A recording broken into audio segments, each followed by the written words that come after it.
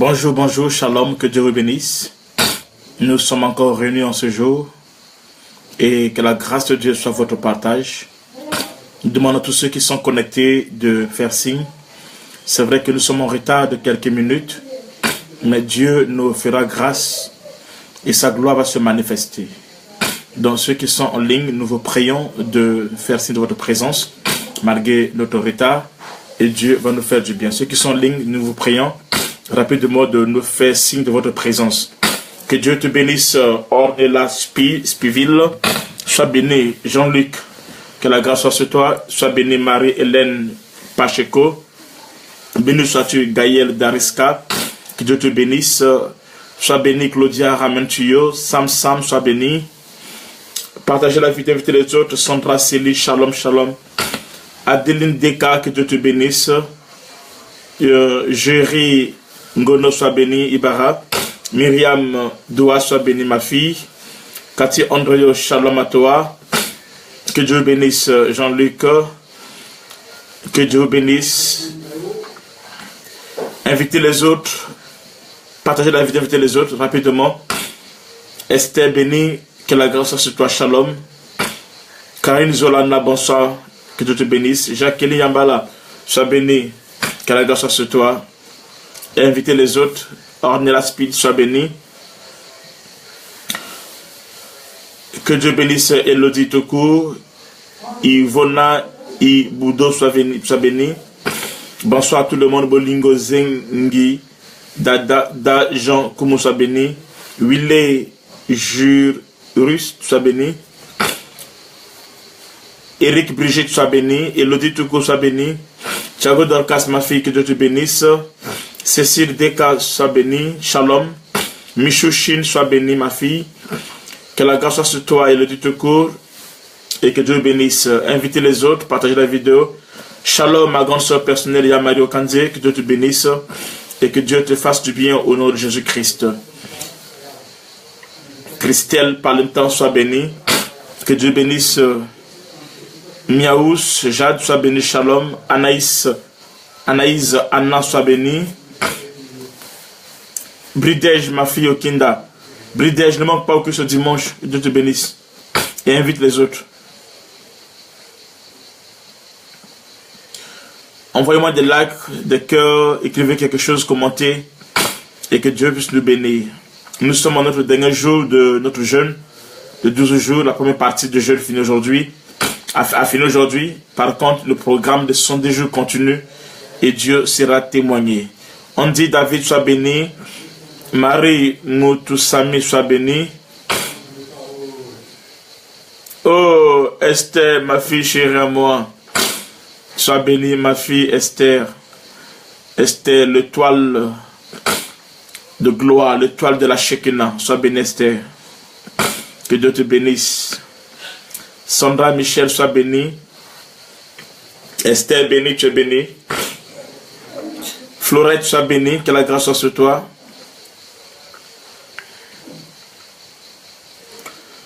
Invitez les autres, partagez la vidéo, envoyez des cœurs, commentez, et Dieu va nous faire du bien. Yvonne Demo, sois béni, que la grâce soit sur toi. Il y a des gens qui croyaient que 12 jours, c'était la fin du monde, 12 jours, je sais pas, tout ça là, mais tu as vu que tu as reçu les 12 jours, sans problème, tu as jeûné, tu n'es pas mort, tu es en vie.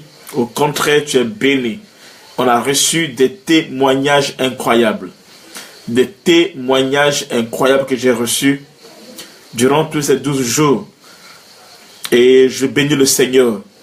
La grâce de Dieu s'est manifestée et Dieu a été glorifié. Invitez les autres.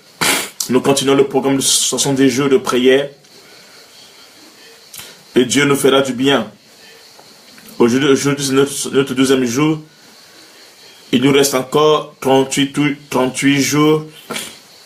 Non.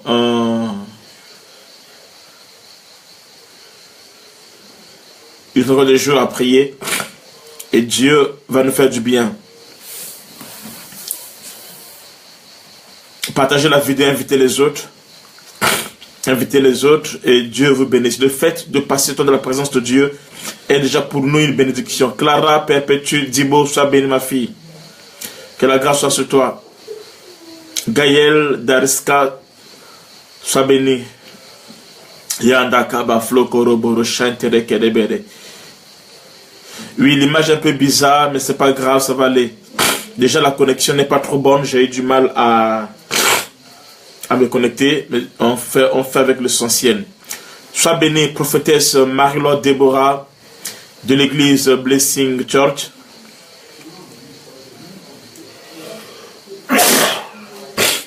Que Dieu vous fasse du bien. Prophétesse Aimée de Déborah, sois bénie. Lucie Itoa, sois bénie. Que la grâce soit sur toi.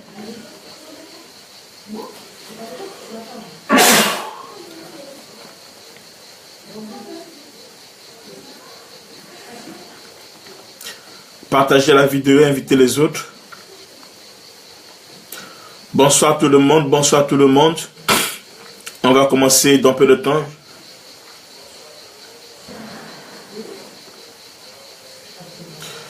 Soirée pour tout le monde, a dit le frère Jean-Luc. Ma fille Déborah, la prophétesse des nations. Que Dieu te bénisse, que Dieu te fasse du bien, servant de Dieu. Pour l'œuvre que tu fais pour le Seigneur dans le royaume. Que Dieu t'ajoute un plus. Que l'onction du plus soit ton partage et dans tout ce que tu fais, dans tous les domaines ministériels de ta vie, et que l'histoire de ta vie change au nom de Jésus-Christ. Félie Kibango, maman Félie, tous ceux qui sont à Lille, vous me manquez beaucoup. Les Lilloises et les Lillois, que Dieu vous bénisse, vous me manquez beaucoup. Je serai avec vous d'ici là. Que Dieu vous bénisse. Je salue tous ceux qui sont connectés à partir de Lille. Que Dieu vous fasse du bien et que Dieu vous bénisse.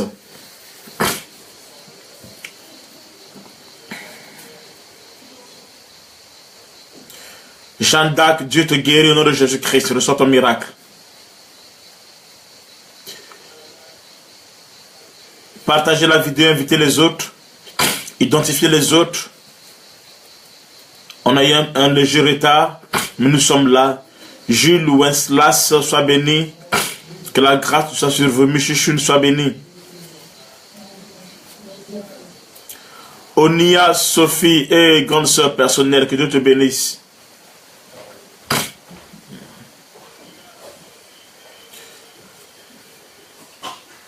Latifa, ma fille chérie Latifa, sois bénie, que la grâce soit sur toi.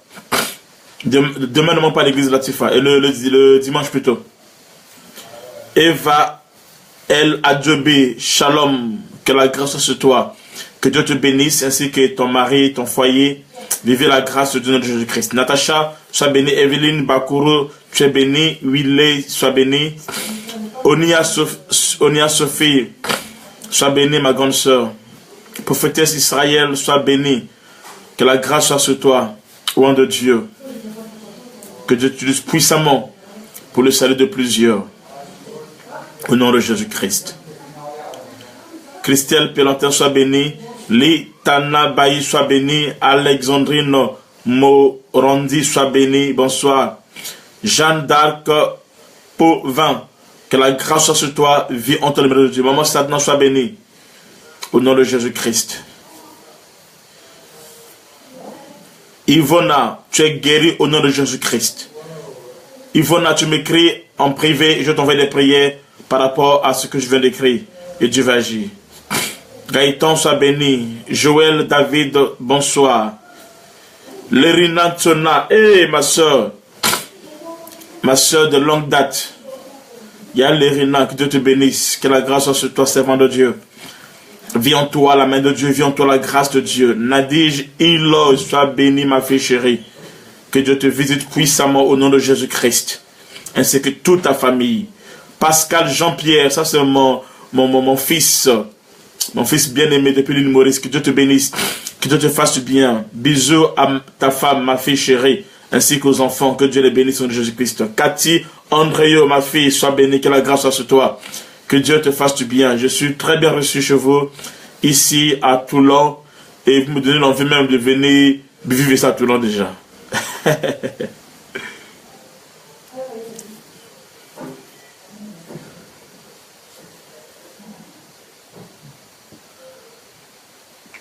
Yogesh, sois béni.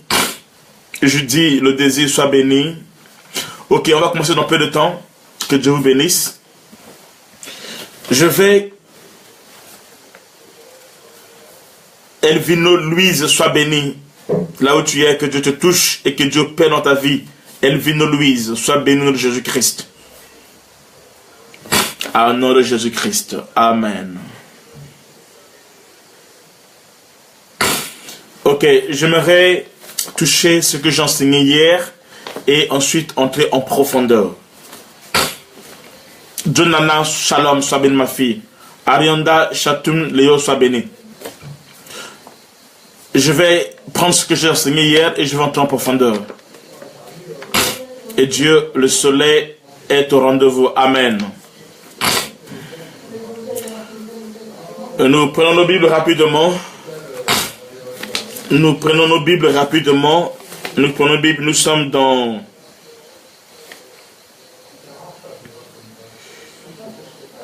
Nous prenons nos Bibles. J'aimerais que tout le monde puisse prendre sa Bible. Et on va lire un passage de Dieu qui nous fera du bien.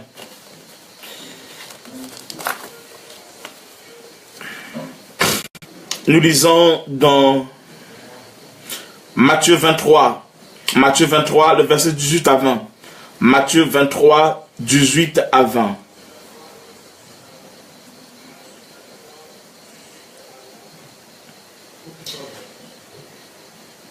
On va lire rapidement Matthieu 23, 18 au verset 20.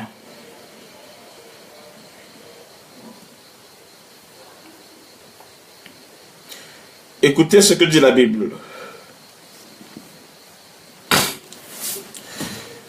Si quelqu'un dit, vous encore, jurez par l'autel, ce n'est rien.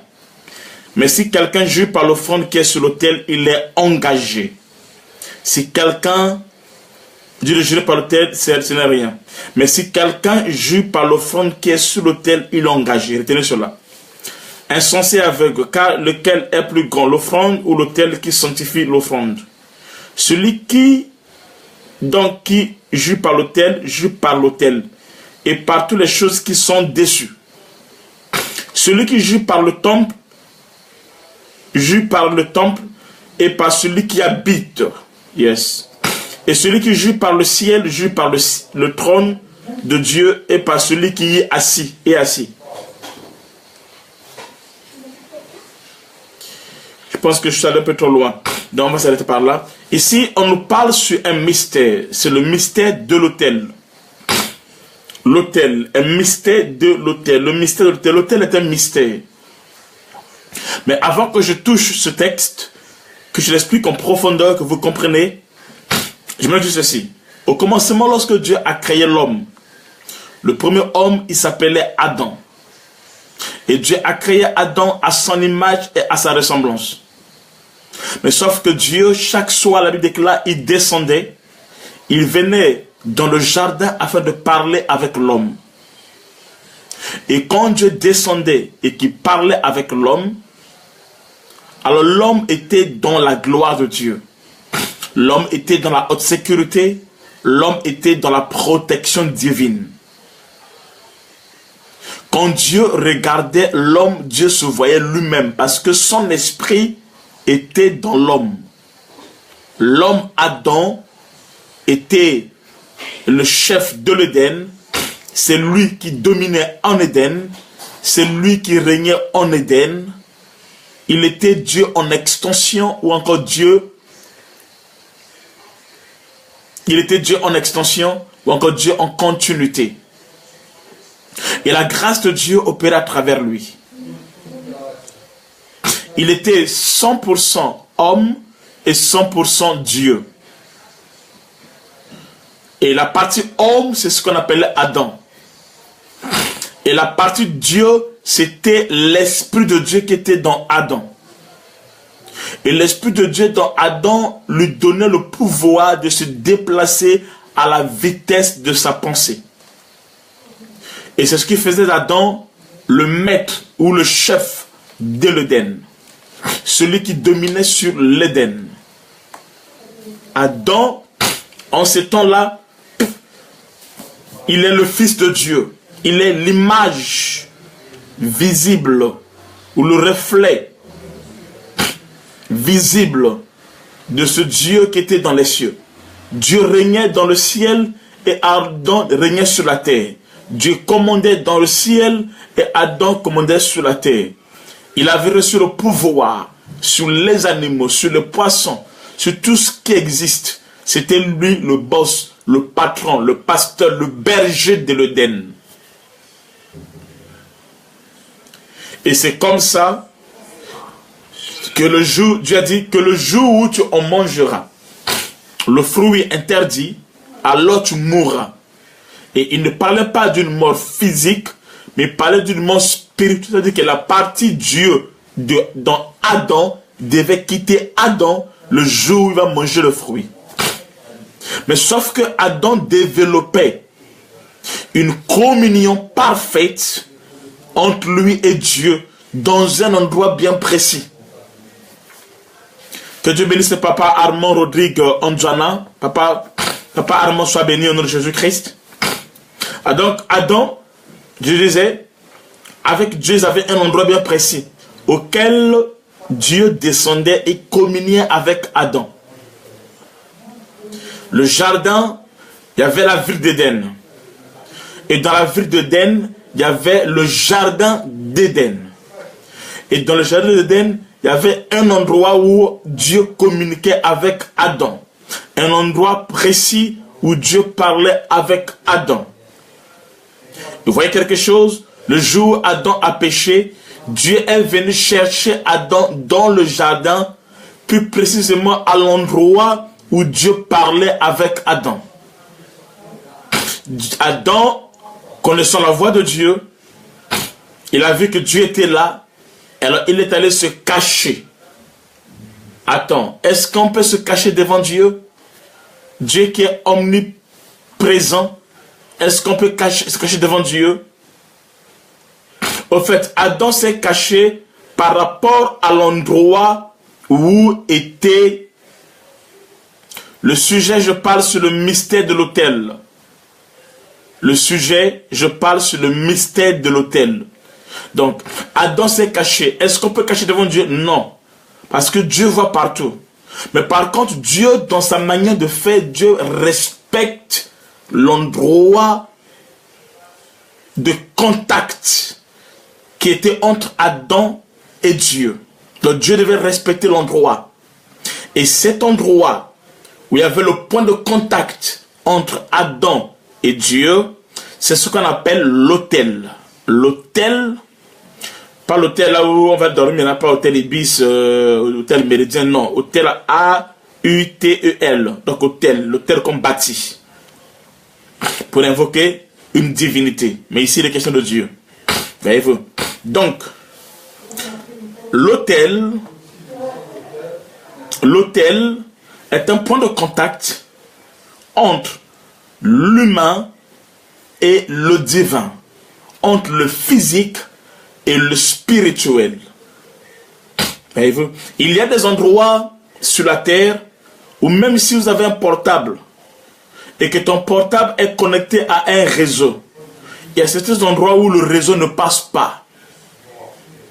Et quand le réseau ne passe pas, alors c'est compliqué. Mais il y a des endroits où le réseau passe. À l'autel était l'endroit où il y avait la communion. Donc spirituellement, il y avait une porte qui était ouverte. Le ciel était ouvert en cet endroit. Et dans cet endroit, la gloire de Dieu devait se manifester. Et Adam avait été en contact avec Dieu à un endroit bien précis. C'est pour cela, lorsque Adam a péché, Dieu n'est pas allé chercher Adam là où il était. Dieu est venu le chercher à l'endroit de connexion qu'on appelle l'autel. L'endroit où Adam se communiait avec Dieu, l'endroit où Adam parlait avec Dieu, l'endroit où Adam entretenait avec Dieu, l'endroit où Dieu parlait avec Adam. Donc Dieu n'est pas allé ailleurs, Dieu a respecté l'endroit prophétique qu'on appelle l'autel afin de se révéler à Adam. Ce n'est pas que Dieu est devenu limité, Ce n'est pas que Dieu ne peut plus opérer, ce n'est pas que Dieu ne voit pas Adam là où il est, non, mais Dieu va chercher Adam seulement dans l'endroit où il y avait la communion, où il y avait la connexion, où l'autel a été bâti entre Adam et Dieu. Alors Dieu respecte l'autel. Dieu opère à travers le mystère de l'autel. Dieu est partout, mais Dieu n'agit pas n'importe comment. Dieu est partout, mais Dieu n'opère pas n'importe comment. Dans la vie de l'homme, tel que tu es comme ça, il y a 4 types d'autels que tu dois connaître dans ta vie. Premièrement, le plus grand autel que l'humanité doit connaître et dont l'humanité a connu, ça s'appelle l'autel de la croix de Golgotha. Golgotha était un autel. C'était l'accomplissement des prophéties des prophètes. Golgotha était la manifestation de l'accomplissement des prophéties. Donc à Golgotha, au fait, c'était un autel que Dieu avait bâti afin de sacrifier son fils, appelé Jésus-Christ. Et tout cela avait été prophétisé par des prophètes depuis l'Ancien Testament. Lorsque vous voyez Élie bâtir un autel, il prend cet autel-là, il met 12 pierres. Et au-dessus, il met un sacrifice qui coupera en morceaux. Et ensuite, il fait un fossé de 3 ou 4 mesures. Et il invoque le feu. Et le feu ne consume que le sacrifice qui est sur l'autel. Tout cela parlait de l'œuvre de la croix de Golgotha, où le grand autel que l'humanité n'a jamais connu devait se manifester, où le Fils de l'homme, Dieu lui-même, devait tuer son Fils. Dieu lui-même devait juger son Fils. Dieu devait condamner son Fils. Il devait le faire porter toutes les malédictions, tous les péchés du monde entier, afin que celui qui était saint devienne péché et pécheur, afin de libérer les pécheurs. Et cela se passait à l'autel appelé Golgotha. Et dans l'ombre, cet autel a eu plusieurs réalités. Dieu, c'est un Dieu d'autel. Dieu agit à travers l'autel. Et je me dis ceci. Lorsque vous priez, a dit Jésus-Christ, rentrez dans votre chambre. Il dit encore, fermez la porte et allez au devant de l'autel. Commencez à prier. Si tu te souviens que tu as fait quelque chose de tort contre quelqu'un, il dit laisse ton offrande à l'autel. Lorsque vous offrande ici, on parle de la prière. Parce que la prière est une offrande spirituelle. C'est une offrande spirituelle, la prière. La prière est une offrande spirituelle. Il dit laisse ton offrande à l'autel et va te réconcilier avec la personne avec qui tu as des problèmes. Et ensuite tu reviens offrir ton offrande sur l'autel. Donc Golgotha, c'est le plus grand autel qui existe. La croix de Golgotha, c'est pour cela que quiconque élèvera ses yeux vers la croix de Jésus-Christ, il est pardonné, il est purifié, et jusqu'alors l'expiation du sang, l'expiation des péchés s'opère à travers Golgotha. Je dis à quelqu'un, Jésus est mort il y a cela 2000 ans, mais il y a encore une place pour toi sur le bas, au bas de la croix de Golgotha, afin que tes péchés, afin que nos malédictions, afin que nos péchés soient pardonnés et que nous soyons réellement libérés. Donc l'œuvre de Golgotha n'est pas encore annulée. C'est d'actualité jusqu'à la fin du temps de la grâce. Et c'est comme ça que Dieu agit, et que Dieu agira, et que sa gloire va se manifester. Le deuxième autel, c'est notre cœur. Notre cœur est un autel. Notre cœur est un autel. C'est pour cela quand Dieu veut t'exaucer, il faudra que la prière que tu fais puisse prendre racine à l'intérieur dans ton autel. Il dit, avant que vous demandiez, je sais de quoi vous avez besoin. Parce que ce que nous disons de la bouche doit venir de notre cœur. C'est pour cela, la Bible déclare, soyez transformés par leur intelligence. Vous avez quelque chose. À la croix, Élie a sacrifié l'animal, l'a coupé en plusieurs morceaux. Et la Bible déclare, nous sommes, dans notre vie chrétienne est un sacrifice vivant. C'est ça le vrai culte. Le vrai culte c'est quoi? C'est lorsque on offre nos cœurs à Dieu, afin que sur notre cœur, qui fait descendre le feu de Dieu, qui viendra consumer le péché, qui viendra consumer la nature humaine, qui viendra consumer notre mentalité satanique, notre mentalité mondaine, notre mentalité que nous avons hérité de nos parents, afin que la gloire de Dieu, que nous soyons transformés et que nous sachions faire la différence entre ce qui est bon, agréable et parfait devant Dieu, afin que notre vie devienne un sacrifice vivant. Nous sommes ce sacrifice vivant. Et cela se passe au moyen de notre cœur qui est l'autel. C'est ça l'autel dont Dieu cherche. C'est ça les vrais adorateurs dont Dieu cherche. Ceux qui s'approchent de lui, pas avec les lèvres, mais avec le cœur. Pas avec un cœur de pierre, mais avec un cœur de chair, où Dieu vient écrire ses paroles, où Dieu vient mettre sa loi, où Dieu vient mettre sa pensée, où Dieu vient accomplir sa parole. Notre cœur est l'autel de Dieu. Notre cœur est le temple de Dieu. Notre cœur est l'habitation de Dieu. Dieu n'habite pas seulement ces maisons faites de mains d'hommes, mais Dieu habite d'abord le cœur de l'homme. Lorsque l'homme tourne son regard vers son Dieu, vers son Rédempteur, alors Christ vient habiter dans notre cœur, afin que sa gloire puisse se manifester. C'est pour cela, aimer Dieu veut dire donner son cœur à Dieu. Tu peux aller à l'église et ne pas appartenir à Dieu. Tu peux aller à l'église et ne pas être lié à Dieu. Tant que notre cœur n'appartient pas à Jésus-Christ, tant que Jésus-Christ n'a pas pris notre cœur la première place, tant qu'il n'est pas en première position, alors nous ne sommes pas encore l'autel, on n'est pas encore le temple de Dieu. Nous sommes l'autel, le temple de Dieu, lorsque notre cœur appartient complètement à Jésus-Christ de Nazareth. Lorsque nous nous donnons notre vie, en ce temps-là, tu peux dire, ce n'est plus moi qui vis, c'est Christ qui vit en moi, et Christ en moi, l'expérience de la gloire. Bien-aimés, donnons notre cœur à Dieu, appartenons à Jésus-Christ, attachons-nous à Jésus-Christ.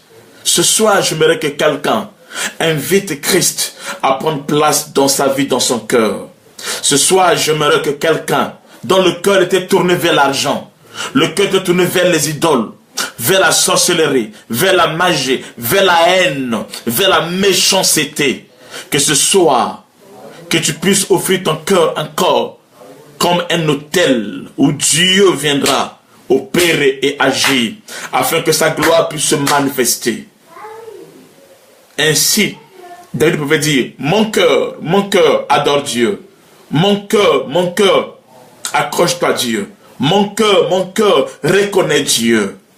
Écoutez mes amis, si tu es chrétien, ça veut dire que Jésus-Christ est celui qui a pris en toi la première place. Si dans ta vie, Jésus n'est que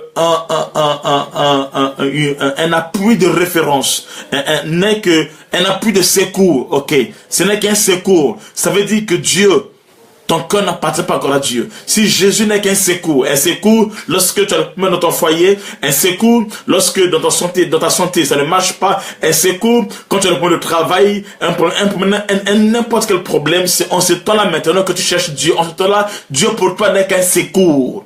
Un secours, tu viens à l'église quand tu as un problème, quand les choses ne marchent pas, quand les choses n'avancent pas, quand ton mari, ta femme t'a quitté, quand les choses ne s'accomplissent pas telles que tu veux. En ce temps-là, tu cherches Dieu. En ce temps-là, il n'est pas ton Seigneur, il est juste ton sauveur. Il est juste mort pour toi à la croix de Golgotha. Mais pour qu'il soit ton Seigneur, il faut que toi, tu lui donnes ton cœur.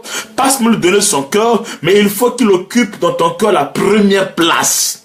Une fois qu'il a occupé dans notre cœur la première place, alors il devient notre Seigneur, il devient le maître, il devient celui qui règne, celui qui domine, celui qui prend les décisions sur nous, celui qui nous conduit, celui qui nous dirige. Il devient notre berger. Il devient notre berger lorsqu'il occupe en nous la première place, lorsqu'il occupe en nous la place principale, alors il devient en nous notre berger. Mais lorsque notre cœur, nous allons à l'église, on fait tout comme ça, mais notre cœur est lié encore au monde, à l'alcool, à la cigarette, à la drogue, à l'impudicité, au mensonge, à l'escroquerie, à toutes ces vices-là, alors ça veut dire que nous n'appartenons pas encore à Jésus. On n'est pas marié encore avec Jésus.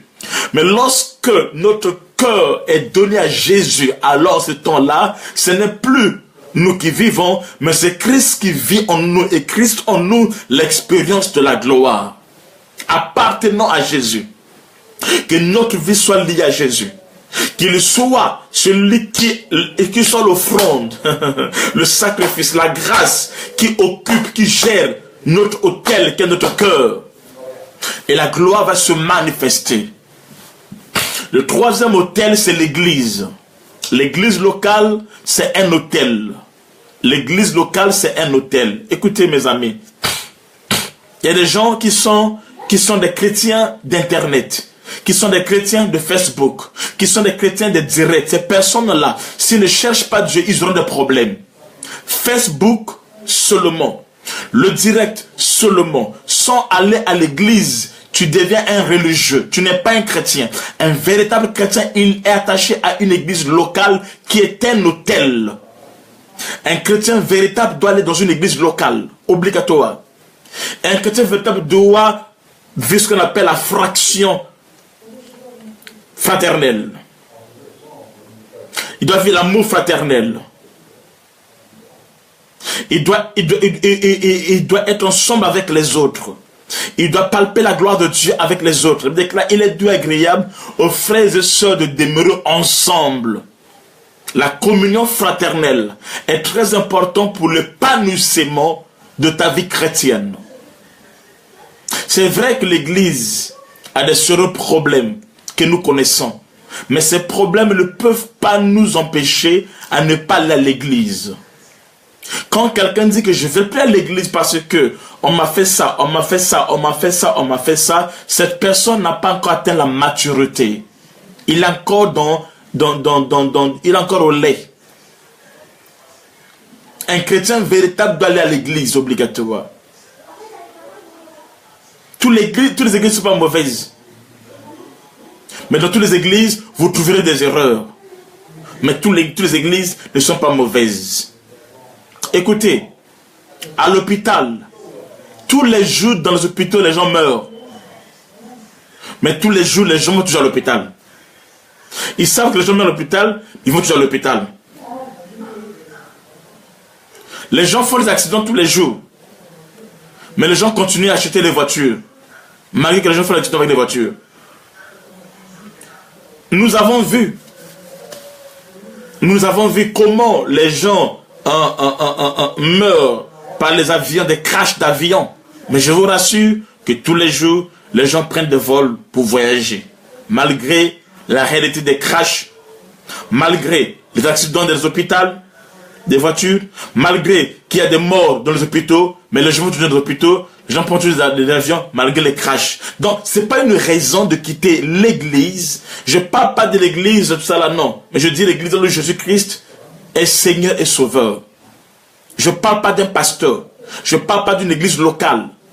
Je ne parle pas de je ne sais pas quoi, mais je parle d'une église où Jésus-Christ est Seigneur et Sauveur, où il est prêché en esprit et en vérité, où sa parole est révélée et l'esprit est en mouvement, où la vision du royaume est enseignée, où l'église est préparée à participer et entrer dans l'enlèvement. Je parle de cette église glorieuse dont Jésus est en train de préparer, de ses serviteurs qui ne servent pas à cause des hommes, mais qui servent à cause de Dieu. Je parle de ces églises-là, où Jésus est témoigné, où l'adoration est présente. Je ne parle pas de chanter, mais c'est plus que cela. Mais je parle des cœurs qui reviennent à Dieu, des cœurs qui sont attachés à Dieu, pas un pasteur, pas une église, pas une communauté, mais à Jésus-Christ, où Jésus-Christ est le chemin, la vie et la vérité. Je parle de ces églises-là. Oh yes. L'église était un hôtel. Tu dois être attaché à une église. Jésus allait dans le temple. Les apôtres allaient dans le temple. Les apôtres allaient dans les lieux de culte. Les apôtres allaient à l'église. Et nous sommes fondés sur le fondement des prophètes et des apôtres, Christ étant la pierre angulaire. Il y a des gens qui ne vont pas à l'église pour des raisons bizarres. Certaines personnes, c'est le diable qui peut les faire sortir de l'église pour les cribler. Quand le diable veut t'avoir, il peut te séparer de l'église rien que pour te cribler. D'ailleurs, quand un chrétien ne va pas à l'église pour des raisons non fondées, ce chrétien-là a un problème spirituel. Quand un chrétien, il a toujours des raisons, il est toujours occupé, il est toujours occupé de ça là, ça veut dire que Jésus-Christ n'a pas de place dans ta vie. Si Jésus-Christ a une place dans ta vie, tu trouveras un temps pour lui. Qui est cette femme-là? Ou qui est cet homme-là qui a une femme dont il ne se communique pas? Il y a un problème qui ne va pas. Cherche Dieu. À moins que dans ta ville, il n'y a pas d'église véritable. Il n'y a pas une église chrétienne véritable. Alors là tu peux prier à la maison, sur un terrain de console. Mais s'il y a une église quelque part, Dieu va t'ouvrir les portes et tu vas aller et tu vas servir Dieu. Il y a certaines bénédictions qui arrivent seulement lorsque nous servons Dieu. Lorsque nous servons Dieu. Donc mes amis, servez Dieu. Et l'église est un hôtel. L'église est un hôtel. C'est une ville de refuge. C'est un endroit aussi de repos où la grâce de Dieu se manifeste. Et le quatrième hôtel, c'est le plus grand hôtel qui est dans les cieux. La Bible nous parle dans Apocalypse chapitre 6, lorsqu'on a ouvert le troisième sceau, comme ça, ou le deuxième, je ne sais plus, on dit, on a vu un hôtel dans les cieux, et sur l'hôtel, il y avait les âmes. Jusqu'à présent, dans le ciel, il y a un hôtel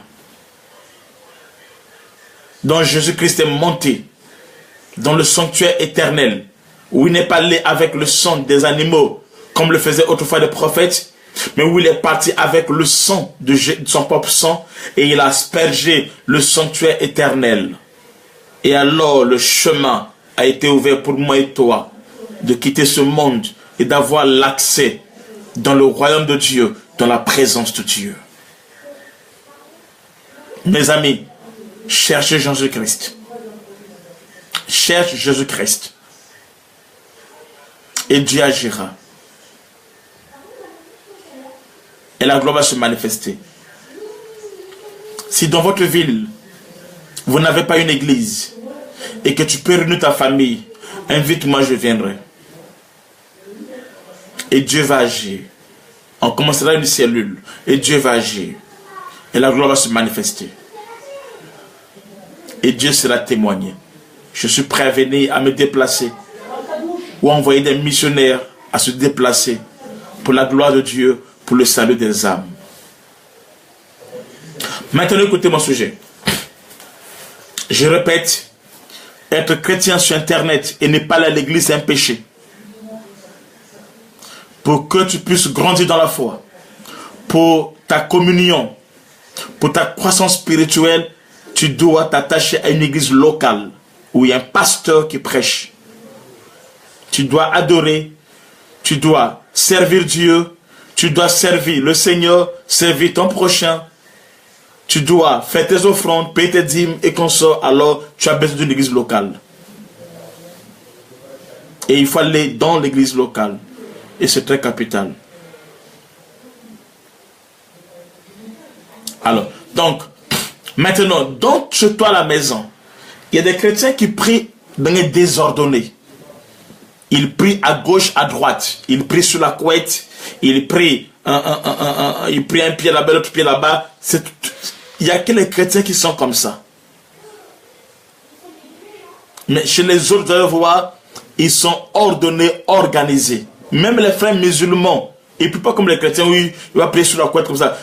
Quand tu pries sur la couette, tu vas commencer à prier en esprit, tu vas finir dans la chair. Cherche un endroit précis dans ta maison où tu vas prier et tu vas honorer Dieu. Nous prions un Dieu d'ordre. Nous prions un Dieu véritable. Nous prions un Dieu qui opère. D'ailleurs, les chrétiens ont du mal à prier. Les autres religions prient plus encore même que les chrétiens. Mais les chrétiens ont du mal même à prier. Trouve un endroit chez toi à la maison où tu vas consacrer ça à la prière. Tu dois avoir une vie de prière. La prière est très très capitale dans ta vie. Je vais vous dire quelque chose. On va lire un texte. Jésus, tu peux avoir les promesses de Dieu. Tu peux avoir les prophéties de Dieu dans ta vie. Mais si tu n'as pas une vie de prière, les promesses de Dieu et ses prophéties ne s'accompliront pas. Dieu n'est pas obligé d'accomplir ce qu'il a dit. Non, il n'est pas obligé. Il est souverain. Mais tu dois être un homme, une femme de prière. Et pendant tes prières, c'est alors que Dieu va agir et opérer dans ta vie. Tu as besoin de prier. C'est pendant que la prière, que la gloire se manifeste. Disons quelque chose rapidement.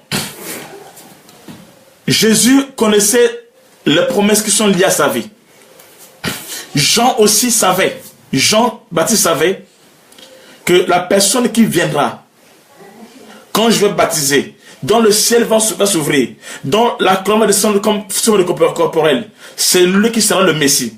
Quand Jésus-Christ est sorti des eaux du baptême, le ciel ne s'était pas ouvert. Dans la Bible, quand Jésus, malgré les promesses qui étaient dans sa vie, quand il sort des eaux du baptême, le ciel ne s'ouvre pas. Dieu ne parle pas. Non. Je donne le texte. Je dis bien, je donne le texte. Quand Jésus a été baptisé et que Jésus est sorti des eaux, le ciel ne s'est pas ouvert. Le ciel ne s'est pas ouvert. Il a fallu qu'il puisse prier pour ouvrir son ciel le jour de son baptême. Il a fallu que Jésus-Christ... Quelqu'un peut me trouver le texte rapidement, s'il vous plaît? Le jour du baptême de Jésus-Christ. Si quelqu'un trouve le texte, il me met le texte là. On dit, pendant qu'il priait, la Bible déclare, pendant qu'il priait, le ciel s'ouvrit. Donc, quand il sortait du ciel de baptême, c'est pas aussi que le ciel est ouvert, non. La Bible déclare, pendant qu'il priait, le ciel s'est ouvert. Trouvons ce texte-là. C'est dans le début, lorsque Jésus était baptisé. Trouvons ce texte-là. Celui qui trouve que Dieu puisse le bénir. Je vous donne ça dans quelques minutes. Mais si tu trouves, tu mets ça là, et Dieu sera glorifié. La prière est très très capitale.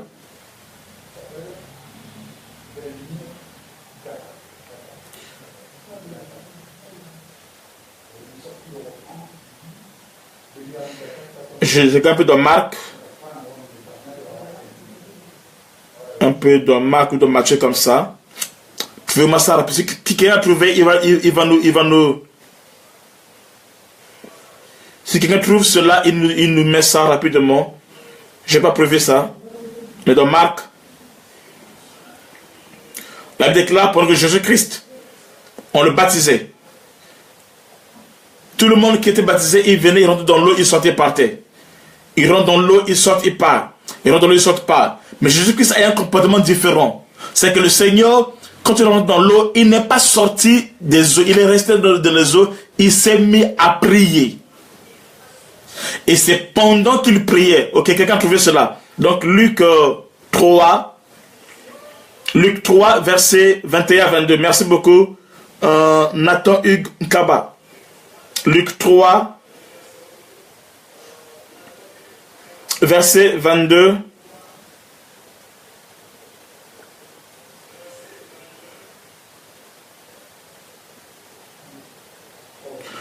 C'est le verset 21. On dit ceci. Tout le peuple se faisait baptiser. Jésus fut aussi baptisé. Et pendant qu'il priait, le ciel s'ouvrit. Donc, malgré les promesses qui étaient en Jésus-Christ, malgré les promesses qui étaient sur lui, dont le Père avait dit, et là au baptême, son ministère devait commencer. Là au baptême, la gloire devait se manifester. Cathy Andréo, c'est le verset 21. Pendant, on dit ceci. Donc, quand les autres sont venus, ils rentrent dans le baptême, ils sortent et partent. D'autres sortent et partent. Mais quand le tout juste est arrivé, quand on l'a baptisé, il est parti des eaux, il est resté là parce qu'il attendait un signe. Les choses ont été dites sur lui. Mais pour que cela puisse s'accomplir, il a fallu d'abord que Jésus-Christ puisse prier. Et c'est pendant qu'il priait que le ciel s'est ouvert. Donc, malgré les prophéties qui étaient sur lui, les promesses qui étaient sur lui, lui devait prier afin que ces promesses puissent s'accomplir. Il y a une part que tu dois faire dans l'accomplissement des promesses de Dieu dans ta vie.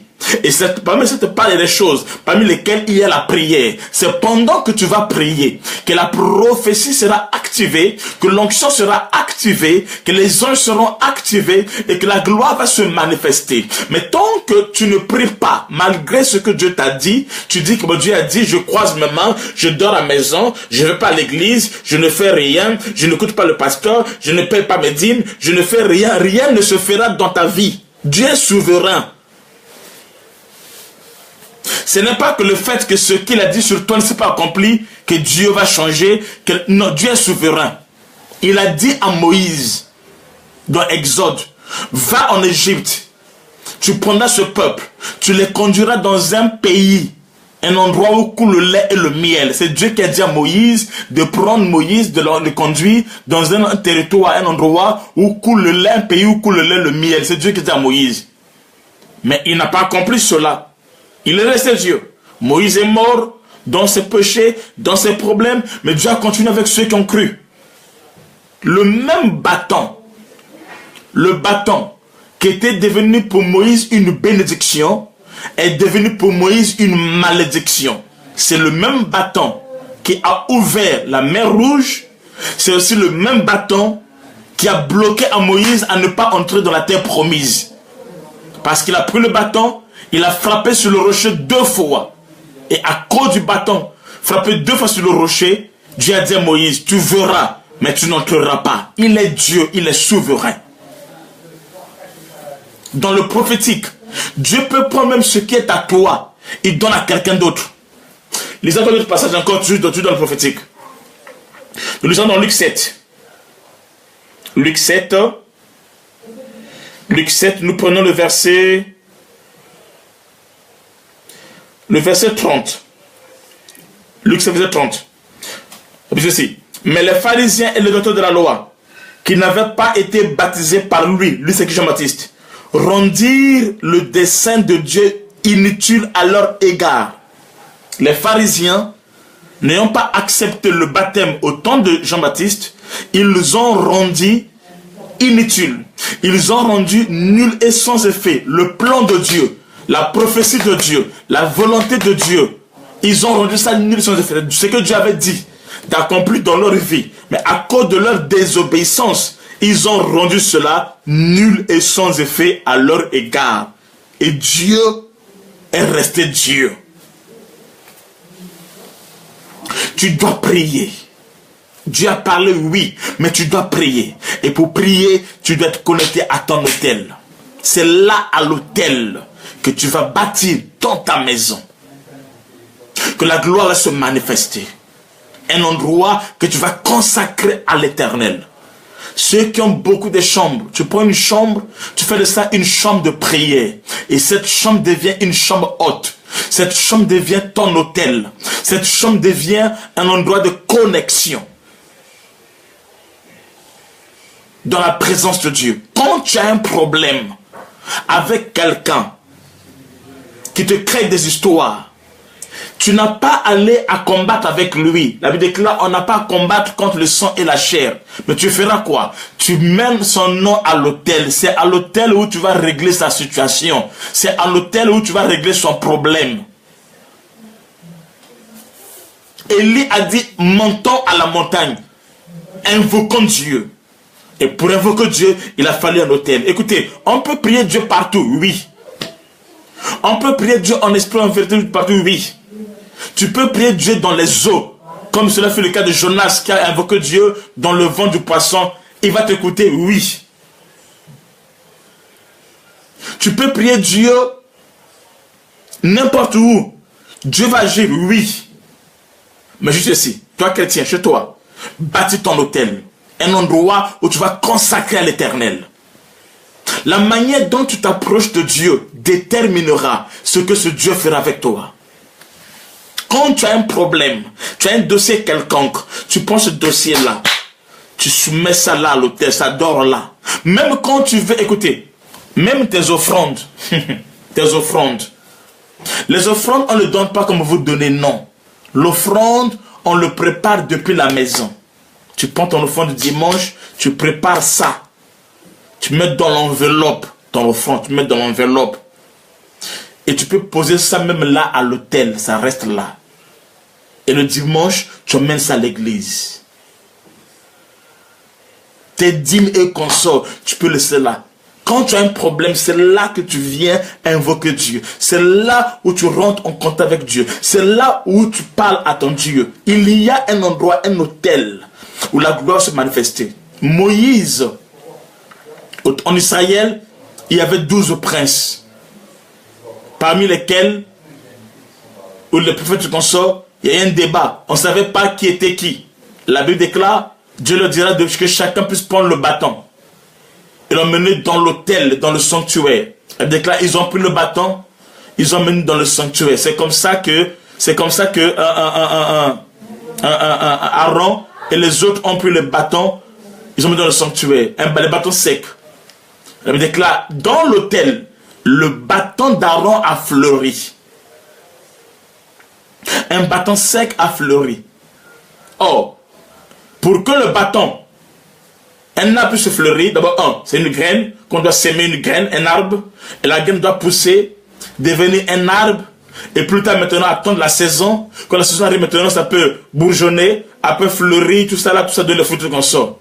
Mais tout ce processus-là, une fois que le bâton était dans la présence de Dieu, dans l'autel, dans le sanctuaire, la Bible déclare, en une nuit, le bâton d'Aaron a fait tout ça là, le bâton a fleuri. Il y a eu ce que j'appelle accélération divine. Dans l'autel, tu reçois l'onction de l'accélération divine. Qui est le Dieu que tu pries? Tu dois avoir un endroit de rendez-vous avec Dieu. Tu peux prier partout dans ta maison, oui, mais tu dois être connecté à l'autel. C'est pour ça lorsque l'arche est arrivé chez Uza, parce que l'arche était l'autel. Quand l'arche arrive chez Uza, l'arche qui a produit la mort pour les uns, arrivé chez Uza, la Bible déclare, l'arche a fait quoi? L'arche a béni la maison de Uza, la maison de Obed-Edom plutôt, a béni la maison de Obed-Edom, de Gath. Pendant 3 mois, sa maison était bénie. Ses affaires étaient bénies, ses champs étaient bénis, ses femmes étaient bénies. Pourquoi? Parce qu'ils ont reçu l'autel de Dieu qui était le point de contact entre le divin et l'humain. L'autel. L'arche était l'autel, un point de contact. Lorsque Israël allait en guerre, ils amenaient toujours l'arche parce que l'arche était le point de contact entre la gloire de Dieu et ce qu'il faisait. C'est pour cela, lorsque le combat est devenu très rude entre Israël et les Philistins consorts, qu'est-ce que Dieu a fait? Dieu a permis qu'Israël soit vaincu. Pas parce qu'il devait être vaincu, mais c'était afin que l'arche de Dieu puisse se déplacer, puisse aller dans le temple de Dagon. Lorsque le temple de Dagon, alors les matis sont venus comme ça, ils déclarent, le statut de Dagon était à terre, parce que l'autel de Dieu était là et se devait opérer. Je dis à quelqu'un, à chaque instant, quand tu seras connecté à l'autel de Dieu, la gloire de Dieu va se manifester, ton bâton va fleurir et tu vas vivre l'accélération divine. Vous verrez la différence entre toi et ceux qui ne servent pas Dieu. Tu pries pas n'importe qui, tu pries un Dieu vivant, un Dieu puissant, un Dieu qui opère dans l'autel. Il dit, quand tu veux prier, rentre dans ta chambre et amène ta prière devant l'autel. Je ne parle pas des hôtels catholiques où on met des bougies, tout ça, je ne parle pas de ça. Mais je parle d'un endroit où tu vas consacrer chez toi afin d'entrer dans la présence de Dieu. Je parle d'un endroit, je ne parle pas des endroits où vous allez offrir des encens, je ne parle pas de ça. Vous faites des sacrifices, je ne parle pas de ça. Mais je parle des endroits que tu as réservés, où tu montes dans la présence de Dieu. C'est que ce doit être consacré à Dieu. Et c'est là que tu rentres en communion avec Dieu. Je ne parle pas des hôtels tout ça, non. Mais je parle de la présence de Dieu. Trouve ça dans ta maison. Même c'est un petit coin que tu consacres à Dieu. Les enfants savent que c'est là où tu pries. Quand tu es avec ton enfant, tu fais un problème grave où tu ne sais plus quoi faire. Prends cet enfant-là, amène-le à l'hôtel, tu verras Dieu agir. Tu as quelqu'un qui est en prison. Les choses ne marchent pas tout comme ça. Prends son habit, dépose-la, prends ton dossier, dépose-la. Tu verras ce que Dieu a dit. Quand tu vas considérer l'autel, l'autel va te considérer. C'est le texte que nous avons lu dans Matthieu 23. L'autel est pur pour celui qui est pur. L'autel est pur pour celui qui est pur. Si tu crois, tu verras la gloire de Dieu. Si tu crois, c'est là où les anges descendent. Écoutez, Abraham a bâti l'autel. À Suse, Abraham a bâti l'autel et il est parti. Quand Jacob est venu, un jour, au moment qu'il partait au pays de Mandian, à Padam Aram, chez son oncle, Bethuel, quand il partait, la Bible déclare, il arrivait à un endroit où il a commencé à dormir. Or, Abraham avait bâti l'autel là. Alors, le ciel était ouvert. Il a vu les hommes descendre monter. Il dit, oh, c'est ici la porte des cieux. C'est-à-dire que là, il y avait la connexion. Il dit, c'est ici la porte des cieux. C'est ici la porte des cieux. Pourquoi? Ce n'est pas lui qui a bâti, c'est son arrière-grand-grand-père qui a bâti. Abraham, et lui il est venu. Alors quand il a vu ça, il a bâti encore l'autel. Il a dit, je bâtirai mon autel, je partirai. C'est ici où ça sera la maison de Dieu. Mes amis, bâtis ton autel. Tu m'appelles, je vais prier. Tu bâtis, tu m'appelles, je vais prier pour ton autel. Je vais consacrer cela à Dieu. Et Dieu va agir dans ta vie.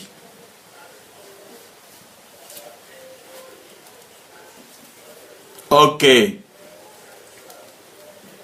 C'est un endroit de serment, c'est un endroit d'alliance, c'est un endroit de sacrifice, c'est un endroit de puissance, c'est un endroit de gloire, c'est le secret prophétique. C'est là où tu vas commencer à voir les anges. C'est là où tu commences à entendre la voix de Dieu. Elle déclare, Élie, le prophète Samuel, était dans le temple d'Élie. Il dormait à côté de l'autel. Il dormait à côté de l'autel. Élie dormait à côté de l'autel. Samuel plutôt. Alors c'est là que Samuel a écouté la voix de Dieu. Samuel a écouté la voix de Dieu. Et Dieu s'est révélé à lui. Au temps de la grâce, l'autel existe. Et le sang de Jésus fait l'expiation de notre autel. On n'a pas besoin des animaux qu'on sort dans des bougies, des encens, non. Mais un endroit où tu consacres à Dieu. Un endroit où tu laisses Dieu opérer, où tu laisses Dieu agir, où tu laisses Dieu se manifester. Cet endroit existe. Tu peux trouver ça dans ta maison et laisser Dieu opérer dans ta vie. Tu verras, ta vie de prière ne sera plus la même. Tu mets des heures bien précises. Des heures bien précises. Il y a des choses que je vais dire. Oh, Zambelangaï. Tu mets des heures bien précises. Et à chaque instant que tu as un problème, c'est là-bas où tu vas aller. Et il peut arriver un moment où tu es épuisé. Mais l'onction qui est sur l'autel va continuer à travailler, va continuer à prier, va continuer à opérer en ta faveur. Quand tu ne sais plus quoi faire, va sur l'autel, allonge-toi, passe la nuit là, tu verras ce que Dieu va faire. L'Éternel est mon rédempteur. Il se lèvera. Le Dieu de l'autel va se lever, va opérer dans ta vie. La gloire de Dieu est ton partage. Chaque jour à son temps, tu peux témoigner la puissance de Dieu. Tu peux témoigner le surnaturel lorsque ta vie spirituelle est connectée à l'autel. Écoutez, prie. Mets de l'ordre dans ta vie chrétienne. Mets de l'ordre dans ta vie de prière. Ne prie pas n'importe comment. Là, tu pries au salon. Là, tu pries dans les toilettes. Le lundi, mardi, tu pries dans la cuisine. Oui, tu peux faire tout ça, c'est vrai. C'est vrai. C'est pas mauvais. C'est pas mauvais. J'ai dit, c'est pas mauvais. Tu peux prier partout, c'est vrai. Tu peux chanter dans la pendant que tu prépares, pendant que tu te laves dans la douche, ça c'est bon, c'est pas bon. Mais tu dois voir ton autel à toi. Tu dois avoir une vie ordonnée. Tu es un aigle. Un aigle ne prie pas comme les humains. Non, un aigle prie comme un aigle. Il va dans les profondeurs, il va dans les hauteurs, il voit des choses. Tu vas commencer à entendre la voix de Dieu. Tu n'es pas n'importe qui. Tu pries un Dieu d'alliance. tu pries un Dieu d'alliance, le Dieu de l'autel. Les apôtres aussi, Jésus leur dit, n'allez pas encore, restez là, vous recevez une puissance. Là, c'est quoi? C'était la chambre haute, où ils ont fait 10 jours enfermés. 10 jours enfermés, les apôtres, 10 jours enfermés dans la présence de Dieu. Jésus ne priait pas n'importe comment. La Bible déclare le matin, on a vu ça avec vous pendant qu'on parlait de l'aurore. Le matin, chaque matin, tout le matin, il quittait la maison, il allait prier dans un endroit précis, dans le désert ou sur les montagnes. Jésus notre Seigneur, il priait dans le désert ou sur les montagnes. Pendant l'aurore, Jésus, il priait dans le début de la montagne. Et quand tu es là dans l'autel, prends des positions prophétiques. Tu peux prier assis, c'est pas mauvais. Mais dans chaque cas de prière, il y a une manière de prier. Les positions dans la prière ont un impact dans le prophétique, ont un impact dans le surnaturel, ont un impact avec l'angélologie, ont un impact avec la famille des anges avec qui tu es attaché.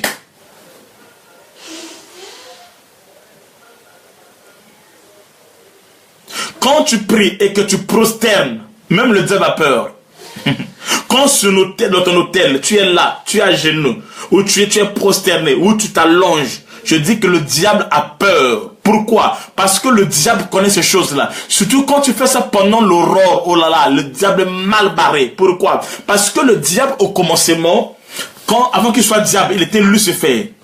Quand il était Lucifer, alors il avait compris le mystère de l'aurore, le diable. C'est lui qui jouait ce rôle de mystère de l'aurore. La Bible déclare, on l'appelait le fils de l'aurore. Le diable, on l'appelait le fils de l'aurore. C'est lui qui mettait le sceau à la perfection. J'explique cela. Ça veut dire quoi? Les anges pouvaient adorer au même moment. Mais il n'y a pas de répétition. Il n'y a pas un dirigeant comme ça là, non. Mais une fois que le diable a tout programmé à l'aurore, les choses ne devaient que s'accomplir, suivre son cours, sans qu'ils s'entendent, mais ils sont connectés par un esprit, parce que l'aurore devait se manifester déjà. Et le diable était celui qui gérait, Lucifer était celui qui gérait ce mystère en ces temps-là, dans la présence de Dieu. C'est lui qui était le fils de l'aurore. C'est comme ça qu'il était le dirigeant, il était le chef, il était le leader, il opérait avec l'aurore. C'est lui qui faisait la programmation, ok. Il faisait la programmation de tout. Et dès comment ça passait, et je veux vous expliquer ça en profondeur, quand nous allons commencer à parler sur ces choses-là. Donc je touche pas sur ça, ok. Et hormis qu'il était le fils de l'aurore, il mettait le sceau à la perfection. Quand Dieu fait des choses, quand Dieu fait des choses, ça va ce que je veux dire. Quand Dieu fait des choses, Dieu ne finit pas. Quand Dieu fait des choses, Dieu ne finit pas tout. Dieu aime faire participer celui qui est dans l'alliance avec lui dans ce qu'il fait. Quand Dieu fait des choses, il n'accomplit pas tout. Et l'accomplissement souvent, il aime faire participer celui-là qui est en alliance avec lui. J'explique. C'est Dieu qui fait les choses au commencement, dans l'invisible, dans l'éternité. Mais il donne à Lucifer le pouvoir afin que lui, qui lui mette le cachet de la fin, qu'il mette le sceau à la perfection. Qu'il mette le sceau à la perfection. Donc Dieu voulait honorer Lucifer en ce temps-là avant la chute.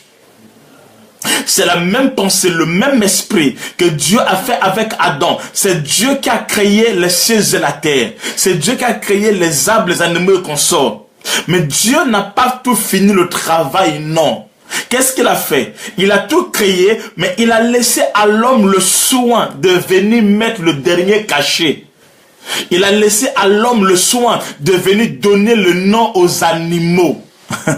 C'est lui qui a créé. Mais il dit à l'homme, c'est toi maintenant de lui dire comment il va s'appeler. Ce que tu diras, ça sera comme ça. Et c'est l'homme qui est venu dire au lion que tu t'appelleras lion, à l'aigle que tu t'appelleras l'aigle. Donc l'homme est venu achever ce que Dieu a commencé.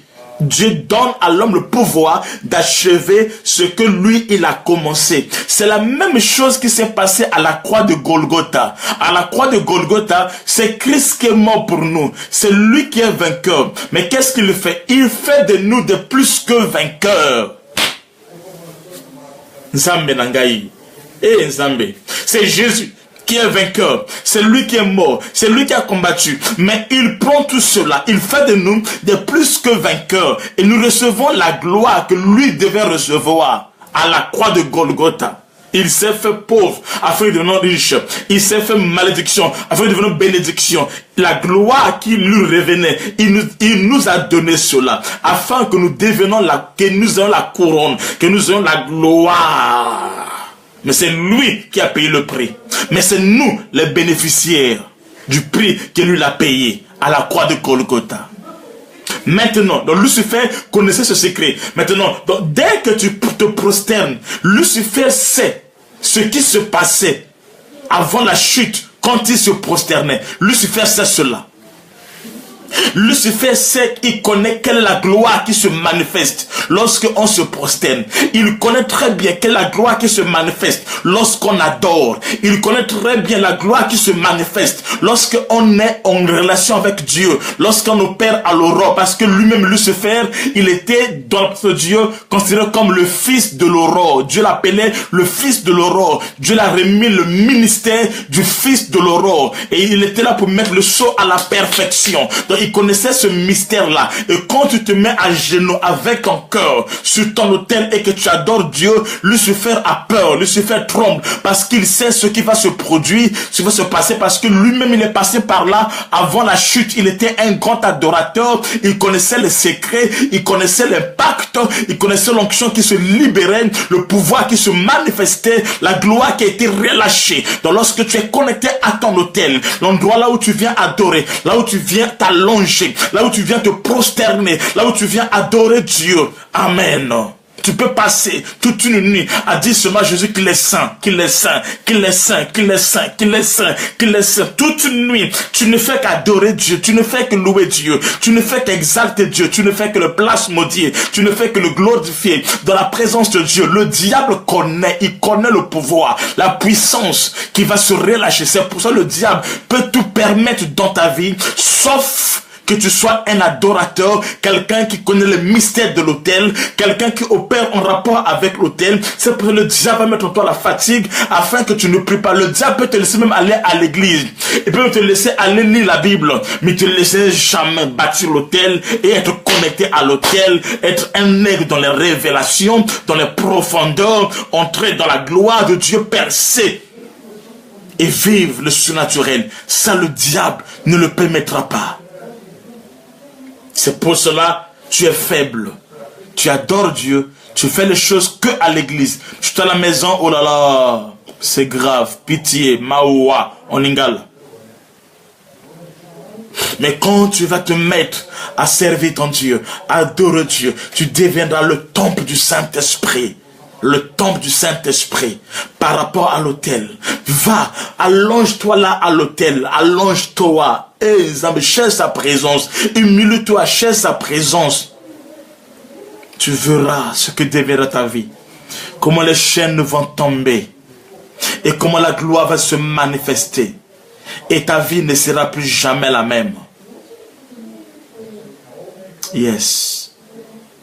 Ta vie ne sera plus jamais la même. Le Dieu de l'autel va répondre. L'autel est pur pour celui qui est pur. Si tu crois, tu verras la gloire de Dieu. Tu peux t'asseoir, mais tu es dans l'autel. Même si tu ne dis rien à l'autel, même si tu ne pries pas, dis que les mots ne sont pas ta bouche, mais tu es là dans l'autel. Dieu t'exauce. Il y a des choses qui se passent parce que l'autel prie, l'autel intervient, l'autel opère. Surtout quand tu es dans les sacrifices, tu fais des dons, tu es fidèle à la dîme, tu es fidèle aux dons, tu es connecté aux choses de Dieu. Écoutez, l'autel crie, l'autel parle. Sois là, passe le temps dans la présence de Dieu. Ce jour-là, Jacob ne priait pas, il dormait, mais dans l'autel. Il dormait, mais dans l'endroit qui est consacré. Alors il a eu des visions. Il a dit, oh, que ce lieu est bon, que ce lieu est redoutable. C'est ce qu'il dit à la fin. Il dit, je ne le connaissais pas. Il y a des gens qui sont dans l'ignorance. Dieu dit, mon peuple périt par manque de connaissances. Mon peuple périt par manque de connaissances. Il y a des gens qui périssent par manque de connaissances. Tu as eu des défis où tu as été vaincu parce que tu étais dans le manque de connaissances. Tu as eu des problèmes que tu n'as pas réussi à résoudre parce que tu étais dans le manque de connaissances. Ton mari t'a quitté parce que tu es dans le manque de connaissances. Ta femme t'a quitté. Tu n'arrives pas à concevoir parce que tu es dans le manque de connaissances. Mais si tu es connecté à l'autel, tu verras la gloire de Dieu. Anne a quitté sa maison. Il est allé dans la présence de Dieu à l'autel, au temple, à Silo. Et alors, il a vu la gloire de Dieu. Silo était un autel. Écoutez, chaque homme, chaque prophète de Dieu dans la Bible a sa montagne. Il a sa montagne. Dans le prophétique, tu auras ta montagne à toi. Abraham a sa montagne. La montagne d'Abraham, c'est le mont Morija. Avant qu'il arrive au mont Morija, il y a déjà un bélier qui est retenu par les cornes où Dieu doit pourvoir. Moïse a sa montagne à lui, c'est le mont Sinaï, c'est le mont Horeb. Élie a sa montagne à lui, c'est le mont Carmel. Et Jésus-Christ a sa montagne à lui, c'est le mont Golgotha, le mont des Oliviers. Les apôtres avaient leur montagne à eux. C'était la chambre haute. Jésus a dit, allez-y aux apôtres, préparez-moi un endroit pour la Pâque. C'était une chambre haute. Tu dois voir ton hôtel, là où tu opères avec Dieu, là où tu agis avec Dieu, là où Dieu est dans le secret. C'est l'endroit de communion, de la grâce de Dieu. Je vous dis encore un secret. Écoutez-moi très bien. Dieu connaissant la puissance de l'autel, Dieu va dire à Israël dans la Bible, il dit, quand vous allez en guerre contre les pays étrangers, contre d'autres peuples, quand vous allez en guerre, la première chose de faire c'est quoi? C'est que vous allez vous détruire les hauts lieux de ce peuple-là. C'est-à-dire, si vous allez en guerre contre les pharisiens et les philistins qu'on sort, faites quoi? Allez-y, détruisez leurs hauts lieux. Lorsqu'on parle des hauts lieux, c'était des hôtels. Détruisez leurs hôtels.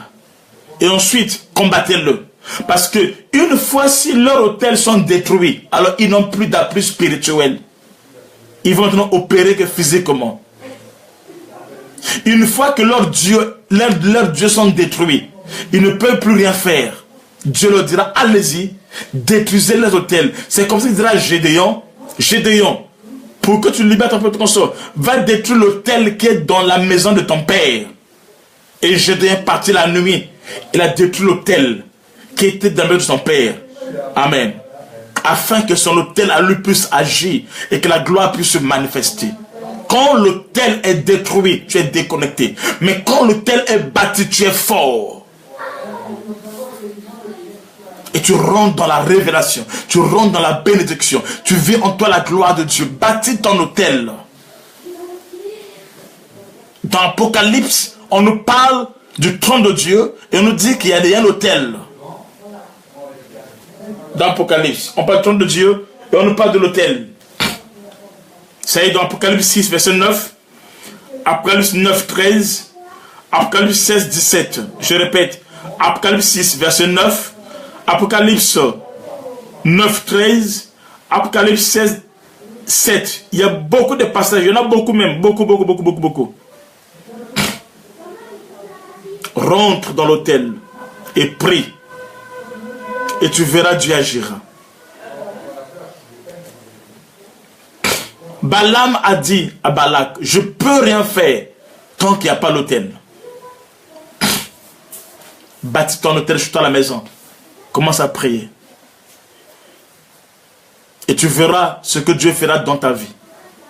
Et ta vie ne sera plus jamais la même. Tu dois avoir une vie de prière. Un programme de prière. Il y a des gens qui prient seulement lorsqu'ils veulent dormir. Vous voyez comment les chrétiens sont? Il y a des chrétiens qui prient la nuit. En fait, il prie comment? Il prie soit qu'il a un problème, il cherche Dieu parce qu'il a un problème. Donc Dieu, c'est un pneu de secours. Ou il prie lorsqu'il va aller dormir pour dire Seigneur, merci pour la journée. Oui, c'est bien Seigneur, merci pour la journée. Mais ça c'est la paresse. Tu dois avoir un programme, c'est un rendez-vous divin. Où tu sais que de telle heure à telle heure, je suis dans la présence de Dieu. C'est une vie en toi. Et ainsi, tu deviens un temple du Saint-Esprit. Les anges vont opérer dans ta vie. Et ta vie ne sera plus jamais la même. Tu vas commencer à opérer dans le surnaturel de Dieu. Le sang de Christ va t'envelopper, te couvrir. Tu ne seras plus surpris par l'ennemi, mais c'est toi qui vas surprendre l'ennemi. Mes amis, mes frères et sœurs, aimez Jésus. Invoquez-le, mais d'une manière ordonnée. On peut prier Dieu partout, oui. On peut l'invoquer partout, oui. Je n'ai pas dit le contraire. Tu peux le prier dans le bus, tu peux le prier à la maison à n'importe quelle heure, oui, je n'ai pas dit le contraire. Mais, fais un programme avec Dieu. Dieu c'est un Dieu de calendrier. Dans la Bible, Dieu c'est un Dieu de calendrier. Il y a le temps de la grâce, le temps de la loi, le temps des nations, le temps de Dieu c'est un Dieu de calendrier. Approche-toi à Dieu. Et tu verras ce que Dieu fera dans ta vie. Et ta vie ne sera plus jamais la même. Je ne sais pas s'il y a des gens qui ont des questions. Je donne 10 minutes pour les questions. Et nous allons clôturer. 10 minutes pour les questions. Si quelqu'un a une question, tu écris ta question. Si je ne lis pas, si vous ne lis pas, parce que je ne lis pas tout, vous me réécrivez ça. Si tu as une question, tu poses ta question et je réponds rapidement. Celui qui a sa question, écris ta question sur les hôtels et je réponds rapidement. Mais je vais continuer toujours en enseignant sur l'hôtel. Est-ce qu'il y a une question? S'il y a une question, vous l'écrivez et je vais répondre rapidement.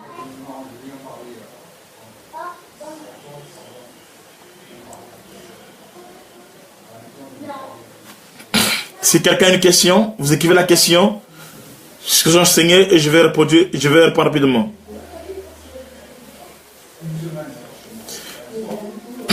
C'est par l'autel que sa complétesse vous dit, ou Dieu dit, priez sans cesse. Priez sans cesse. Un homme normal ne peut pas prier sans cesse. Mais l'autel fera ce que tu vas prier sans cesse. Il y a une question qui a été posée ici, là. Quelqu'un a écrit quelque chose. Je suis catholique. C'est quoi la vraie église pour prier? Au fait, je ne prêche pas une église ici. La vraie église pour prier, c'est là où Jésus-Christ est prêché en esprit et en vérité. Là où la parole de Dieu est prêchée. Là où le Saint-Esprit est à l'œuvre. Là où l'église est préparée pour l'enlèvement.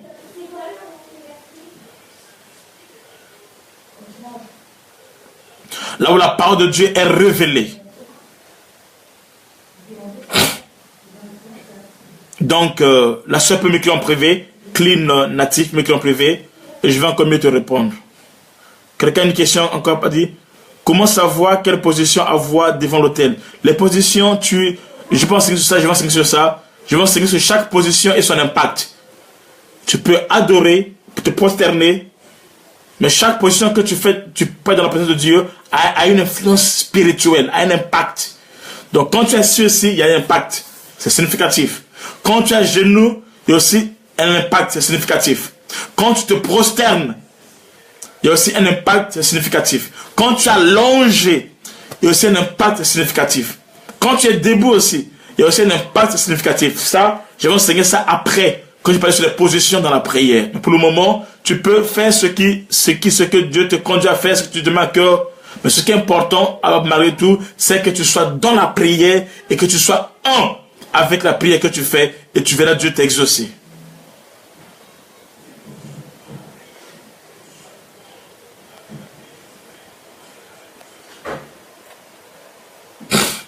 Une autre question? Ok, une autre question. Lydia, Jérémie dit ceci. Faire un autel, oui. Mais la Bible dit pas d'adoration pour les idoles. Non, les autels là, on ne met pas les idoles. Les autels ici, on ne met pas les idoles. Ce n'est pas les autels catholiques, les autels quoi, hindouisme. Non, c'est pas ça. Un autel dont je parle ici, c'est pas ça. Il n'y a pas d'idole, il n'y a pas des photos des anges, des saints ou quoi. Non. C'est pas ça. C'est quoi? C'est juste un endroit où tu consacres pour la prière. Dans ta maison, dans ta chambre, dans ton salon, quelque part, un endroit où tu t'approches à la prière. Je n'ai pas dit de bâtir, de construire quelque chose. Non, c'est pas ça l'autel dont je parle ici. Je ne parle pas de ça. Je ne parle pas de ça, s'il vous plaît. Où on brûle les encens, on met les bougies, on met une lumière, on met les photos, les images. Non, je ne parle pas de ça. Non. Mais je parle d'un endroit où tu consacres dans la prière. Cherche un coin dans ta maison, c'est un coin où tu pries. Tu consacres ça dans la prière. C'est de ça que je parle. Si tu as besoin de chambre, tu prends une chambre que tu consacres dans la prière. Ce n'est pas un endroit pour blaguer. C'est un endroit qui est sacré pour la prière. Lydia, Jérémie, tu m'as compris? Donc il n'y a pas des idoles, il n'y a pas des images taillées, il n'y a pas de photos des anges, des saints, de quoi, de tout ça là. Non, il n'y a pas tout ça là.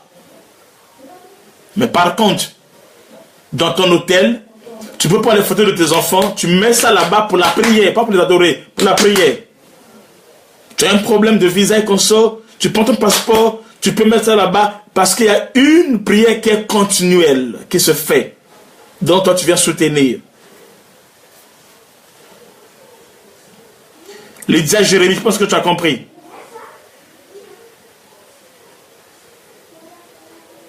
Je pense que j'ai répondu à ta question, Lydia, Jérémie.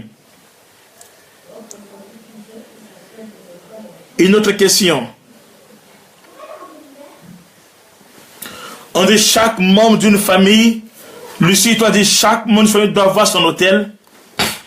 L'hôtel ici, ce n'est pas, on n'écrit pas ça comme ça, on écrit ça avec A-U-T-L. A-U-T-E-L.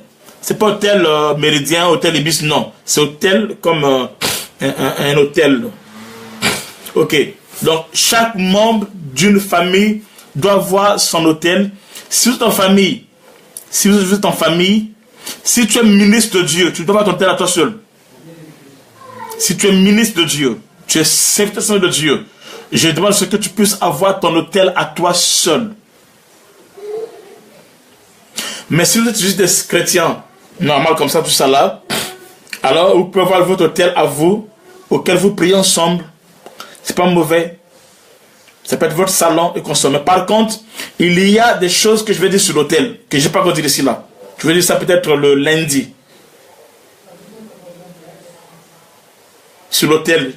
Là encore, c'est l'introduction. Mais au fur et à mesure, vous allez comprendre pourquoi l'hôtel. Donc, si ton frère vit ailleurs, ta soeur vit ailleurs, là où ils sont l'habitude, ils peuvent faire l'hôtel. Mais si vous êtes dans une même maison, et l'habitude de prier ensemble, de faire un culte familial, à un heure bien précis, à une heure bien précis, vous priez ensemble en famille, et après chacun va aller dormir. Ceux qui veulent continuer à prier, qui a continué à prier, mais d'abord vous devez prier ensemble, en couple, en famille, quand vous priez ensemble. Et ça fait bien. Lucie, toi, si c'est pas trop ça, tu me fais signe, je vais encore expliquer en profondeur.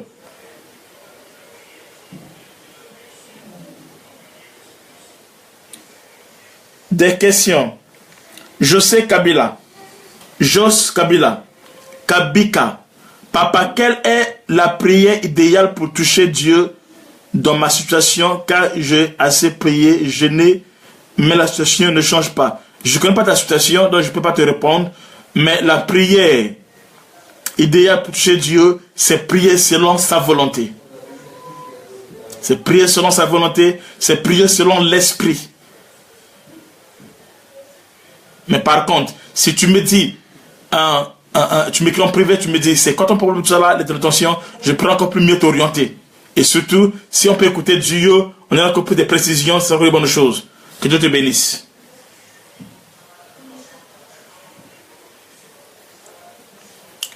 Lydia, Jérémie. L'autel dont je parle ici, ce n'a rien à voir avec les idoles. Je ne dis pas de faire l'autel pour voir les idoles. Je ne dis pas ça. C'est pas de ce que je parle. Je parle l'autel comme font les catholiques, dans les hindous, tout ça. Non, c'est pas ça de ce que je parle. L'autel ici, c'est même pas où tu vas consacrer quelque chose. Non. C'est un endroit seulement dans ta maison où tu consacres dans la prière. Parce que quand tu peux toujours au lit, hein, sur ton lit là, tu n'es pas concentré. Tu pries comme ça, après tu finis mal. Il y a même des gens qui commencent à prier, ils dormaient déjà. D'autres même en priant, ils ont commencé à dire n'importe quoi à Dieu dans leur prière. Parce qu'il avait sommeil. Mais tu es chez un endroit où tu pries, tu n'as pas sommeil mais tu pries, tu es dans la prière. Ok, c'est pas faire les idoles, les images, les photos des anges, des quoi, tout ça là. Non, on verra ça dans la suite, comment enseigner. Donc c'est pas ça. Merci beaucoup. Rosie Ibicus. Mon mari peut-il prier sur le même autel que moi? Peut-on prier ensemble? Oui.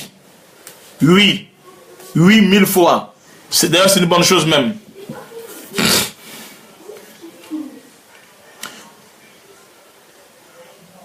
Mais si tu es ministre de Dieu, c'est mieux que cela soit en particulier. Et s'il a un problème, tu peux le connecter. La prière qui plaît à Dieu, c'est la prière qui est faite selon sa volonté.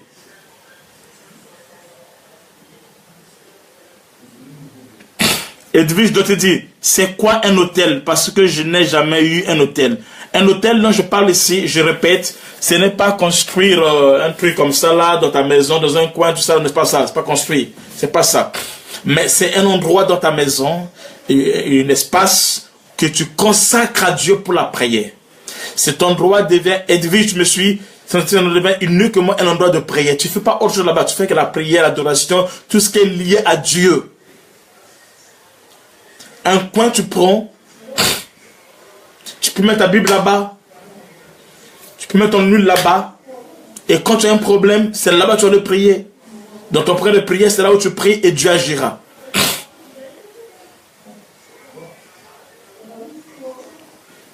Clinati, est-il conseillé de prier assis sur le lit? Oui, c'est pas mauvais, c'est pas un péché, mais sauf que ça peut t'emmener à dormir. C'est pas mauvais, c'est pas un péché, la Bible n'interdit pas ça. Mais sauf que ça peut t'emmener à dormir. C'est ça les conséquences. Et tu peux pas être consacré et concentré. Et souvent ce sont les gens qui prient avec les gens qui prient comme ça là.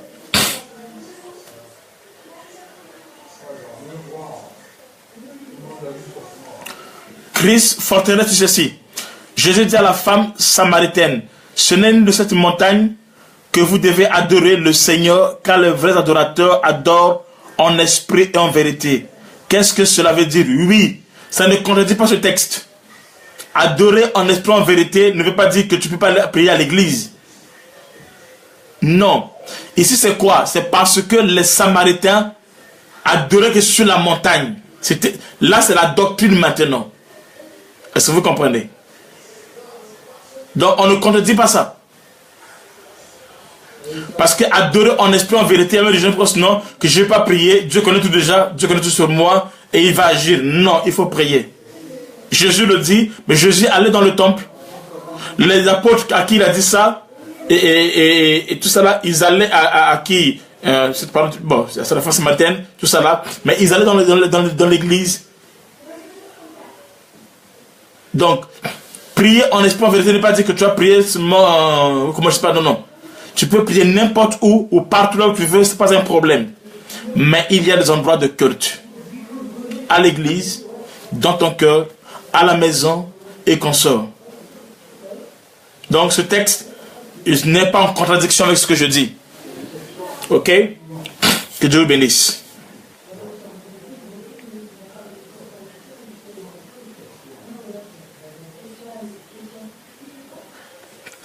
Écoutez. Arianda dit ceci. Est-ce que tu as une place où tu pries tout le temps? Oui, mais ce n'est pas l'unique place. Tu peux prier n'importe où là où tu veux.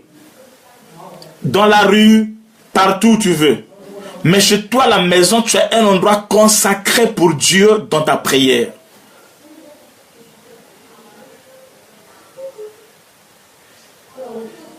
Et les chrétiens, lundi, ils prient sur son lit. Mardi, il était dans les toilettes, il prie dans les toilettes. C'est pas mauvais, c'est pas mauvais. Mais ça crée en toi un désordre spirituel. Un désordre spirituel. Tu es dispersé.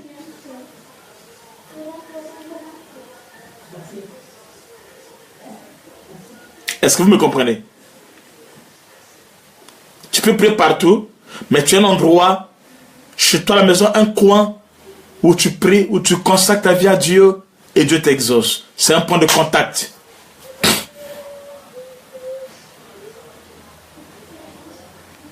Chaque membre d'une même famille doit avoir son autel, oui et non. Si tu es ministre de Dieu, tu as ton autel. Mais si tu es ministre de Dieu, tu peux prier avec ta famille ensemble, ce n'est pas un péché.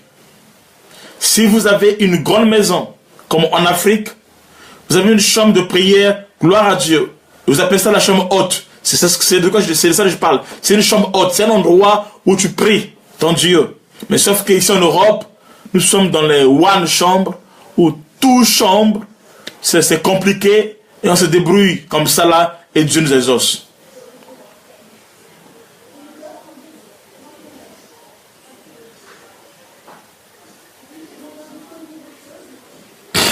Merci Jean-Luc, que Dieu te bénisse. Je pense qu'il y a plus de questions.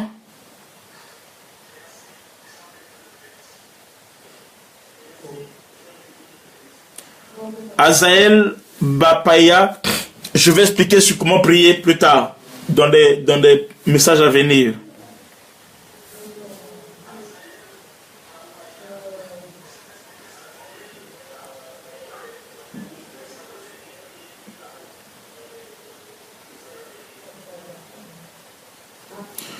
Peut-on prier assis sur le lit? Oui.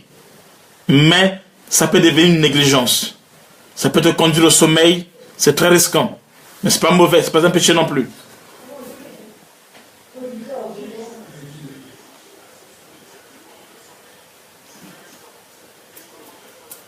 Si tu es en déplacement, tu pries n'importe où. Écoutez, j'ai dit ceci. Je n'ai pas dit qu'il faut prier qu'à l'hôtel. Je ne dis pas ça à Edwige. C'est pas ça, c'est pas de quoi je parle. Tu peux prier partout là où tu veux, au travail, au métro, dans la voiture, on parle long, tout ça là, partout ça là, chez les gens, on voyage, tu peux prier tout ça là. Mais chez toi à la maison, tu as ton hôtel.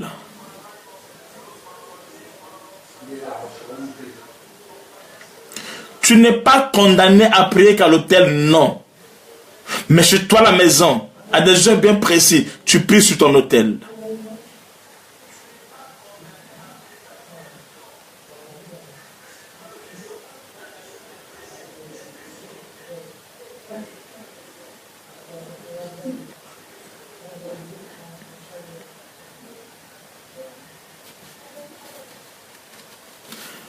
Anne H dit ceci. Mais si vous deux, vous êtes ministre de Dieu, vous devez avoir chacun son hôtel. Oui comme non. Oui comme non. Vous pouvez prier ensemble. Vous êtes ministre de Dieu, en couple. Vous priez ensemble. C'est pas un péché. C'est pas mauvais. Mais si chacun veut avoir cette liberté dans la prière, en tant que ministre de Dieu, il peut avoir son propre hôtel. C'est pas aussi mauvais. Tout dépend de vous.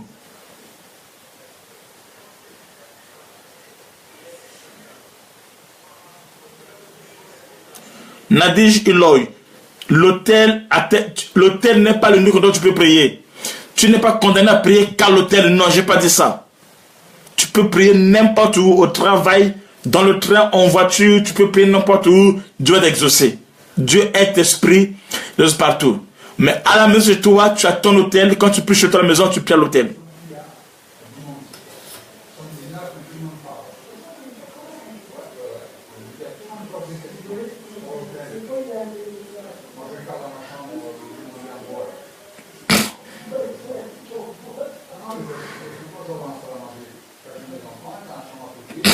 Claudia ramène Dieu ceci. C'est quoi un hôtel idéal pour être, par exemple, sur une natte? Ça dépend de toi. Ça peut être une natte. Ça peut être une chaise qui est là auquel tu t'assois. Comme tu t'assois sur ça. Mais dans un endroit bien précis. Cette chaise-là, par exemple, c'est une chaise. Cette chaise-là est consacrée pour ta prière. Tu utilises ça pour autre chose. Ceci, c'est une natte. Cette natte-là est consacrée que pour la prière. Ça reste là. C'est pas que non, les gens viennent, tu mets dehors. Non, c'est pas ça. Mais ce qui est sur l'autel est consacré que pour l'autel. Ça peut être aussi, il n'y a rien là-dessus. Mais ce endroit, c'est là où tu t'agenouilles, où tu te prosternes devant Dieu. C'est ton autel. Donc ça dépend de comment l'Esprit va te conduire. Mais sauf que c'est un endroit qui est consacré à la prière et qui est sacré. Ça peut être un petit endroit que tu as pris dans un coin, mais là où tu pries ton Dieu. Quand tu vas là-bas, pas pour dormir. Tu es concentré dans la prière, tu es décidé. Et Dieu opère. Et quand tu as un problème quelconque, pour ce problème-là, tu amènes sur l'autel et Dieu agira.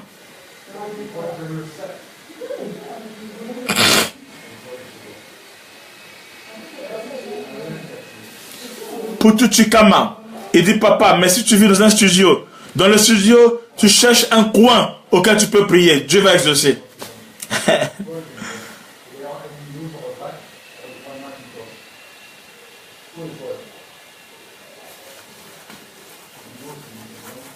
Dans l'hôtel, tout le monde n'a pas l'accès à l'hôtel si ce n'est qu'avec ta permission.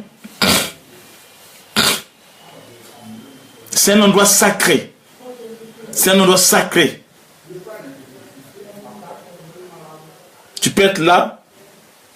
Les gens savent que tu pries là-bas. Mais c'est sacré. Ils ne jouent pas là-bas. Et quand ton enfant est très malade, parce qu'il a un problème, tu sais pourquoi faire. Tu le prends, tu l'emmènes là-bas, alors il est sous l'onction, sous le manteau de ton autel et la gloire de Dieu agira.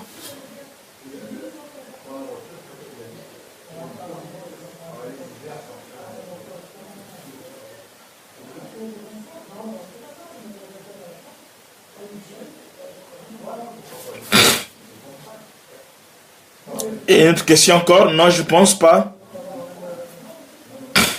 Merci Christ Lord, je vais me reposer de cela. Est-ce qu'on jeûne aussi le dimanche? Oui. On jeûne aussi le dimanche. Pendant 110 jours, le dimanche, nous sommes en temps de jeûne. Mais là, le jeûne a pris fin. Le premier partie du jeûne a pris fin. Les 12 jours a fini aujourd'hui. Et là, nous continuons à prier à des heures comme on a commencé, mais on ne jeûne pas. On va jeûner les 12 derniers jours. Les 12 derniers jours, on va jeûner les 12 derniers jours.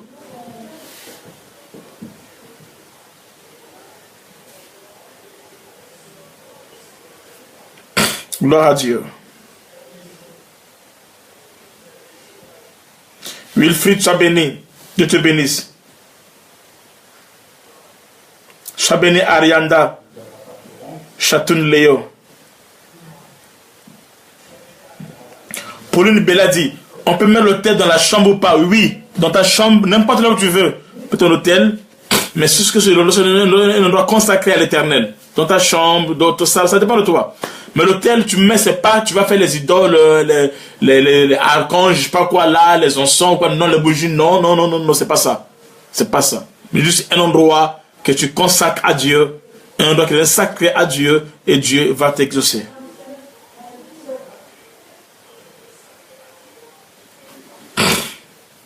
Gopal ceci, chez moi seulement moi qui servis le Seigneur, mais j'ai prié dans ma chambre, est-ce que c'est correct? Oui, tu as mis dans la chambre, tu peux faire rentrer dans la chambre, c'est pas un problème.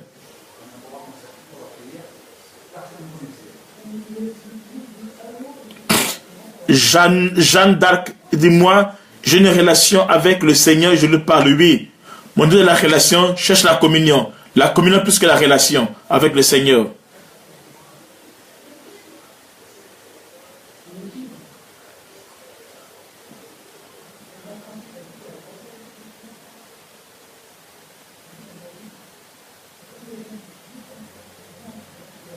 Natacha ramène Milaza. Dit c'est un peu comme dans le film Wadroom. Le film, je ne connais pas le film.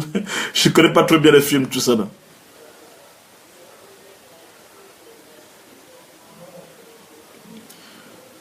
Oui, dimanche on peut jeûner. Je pense que c'est fini les questions. Titoun, sois béni ma fille. Jacques Yambala, sois béni, merci beaucoup. Mansadna, sois béni. Evelyne Bakouri, sois bénie. Je pense que c'est fini des questions.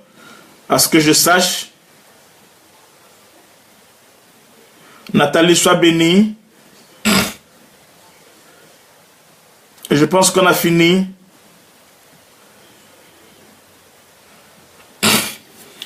Maman Suzanne dit, je peux le mais c'est pas mauvais. Mais cherche un coin, même un petit coin, ça te fera bien.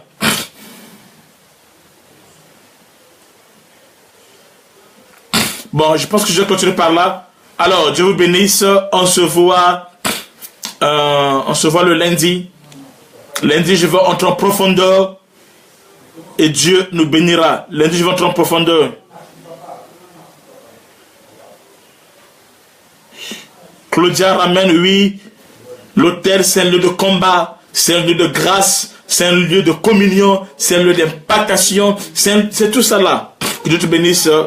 Claudia ramène tuyau. Sois béni.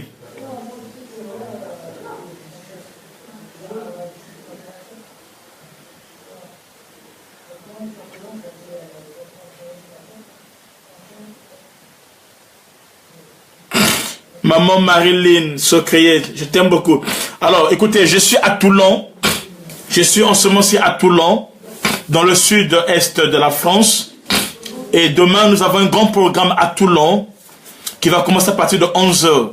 De ceux qui ont des parents, la famille à Toulon, dans le sud-est de la France, pouvez les recommander. Tout à l'heure, je vais publier quelque chose avec l'adresse. Ils peuvent venir au programme et Dieu sera glorifié. Donc, invitez vos amis, envoyez vos amis, recommandez vos amis, ceux qui sont à Marseille, ceux qui sont à Toulon, dans les environs, dans les villes d'alentour, tout ça là, et Dieu sera glorifié. Que Dieu vous bénisse, que la grâce soit sur vous, priez pour le programme. Nous allons apporter un réveil ici à Toulon, et je crois, ce que Dieu m'a montré, je crois que Dieu va réaliser cela, et son nom sera glorifié. Je bénis ma fille Andréo, je bénis Myriam Doas, je bénis le frère Jean-Luc, je bénis ma fille Esther, je bénis tous ceux qui habitent à Toulon. Que Dieu vous bénisse, que la grâce soit sur vous. Priez pour ce programme, que les hommes soient sauvés et que Dieu soit glorifié. Que Dieu vous bénisse. Shalom, shalom. Le dimanche, ne manquez pas, je serai à Paris. Je serai à Paris le dimanche au culte. Ne manquez pas, venez et invitez les autres. Nous aurons notre culte de délivrance et Dieu sera glorifié. Que Dieu vous bénisse, que la grâce soit sur vous. Je salue tous ceux qui sont à Lille. Je vais venir. Et Dieu vous bénisse au nom de Jésus-Christ. Amen. Shalom.